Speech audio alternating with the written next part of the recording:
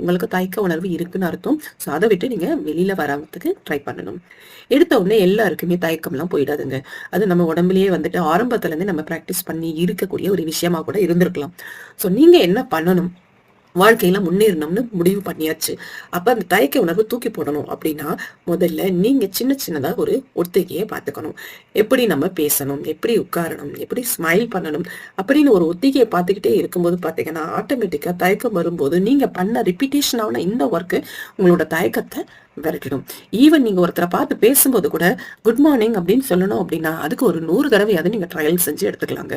அப்படி பண்ணும்போது, மறுநாள் பார்க்கும்போது ஆட்டோமேட்டிக்கா அழகா நீங்க குட் மார்னிங்ன்னு ஓப்பன் அப் பண்ணிடுவீங்க. ஸோ நம்ம இன்னைக்கு எடுத்திருக்க இந்த டாபிக்ல தயக்கம் அப்படின்னா, அதை எப்படி ஓவர் கம் பண்ணிட்டு வர்றது அப்படின்றத பார்க்கலாம். தயக்கத்தை விட்டு வெளியில வரணும் அப்படின்னா, ஃபர்ஸ்ட் நம்ம செய்ய வேண்டிய விஷயம், ஒரு கோல் செட் பண்ணணுங்க. ஒருத்தரை நம்ம பார்க்க போறோம், ஒரு இன்டர்வியூ பார்க்க போறோம்னு